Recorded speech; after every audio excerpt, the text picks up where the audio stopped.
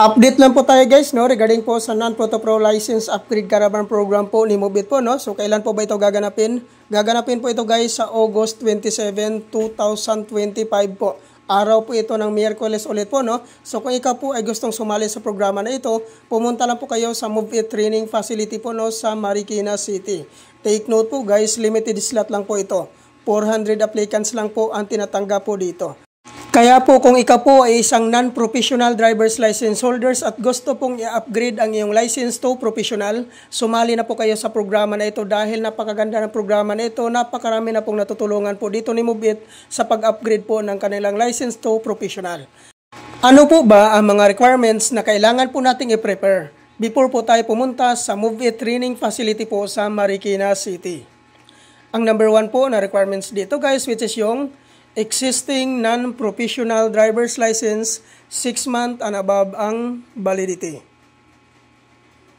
Number 2, no LTO violations.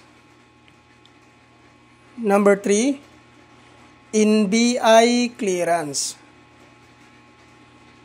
Number 4, 1,000 license down payment. Number 5, motorcycle ORCR. Number 6, 2020 and above motorcycle year model.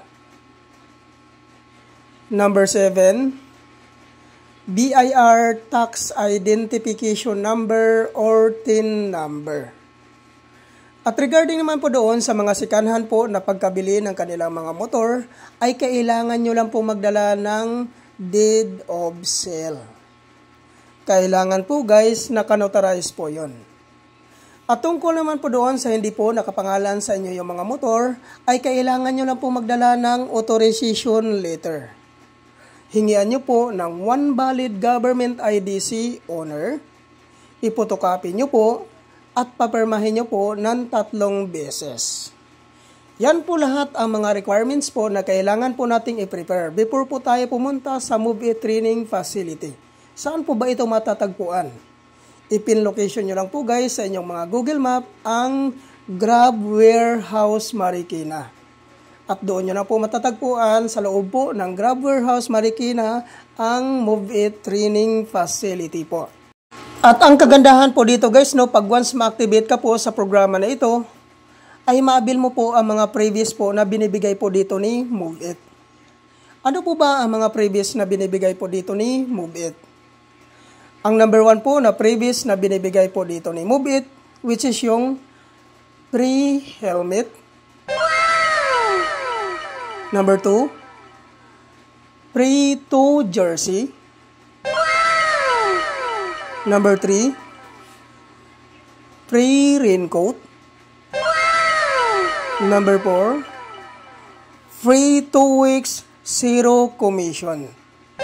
Ano po ba ito ang tinatawag na free 2 weeks, zero commission? Ang ibig sabihin po nito guys, pag once ma-activate ka po dito, at once mag-start ka ng bumiyahe, ay hindi ka po kakaltasan ni Move It sa kanilang commission sa loob po ng 2 linggo.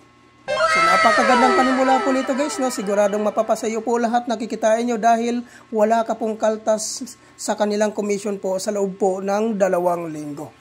So sana po guys, no, nakakatulong po ito ang update ko na ito sa inyo, no? At sana po hindi po kayo magsawang sumuporta sa aking YouTube channel at sa aking Facebook profile. Thank you for watching.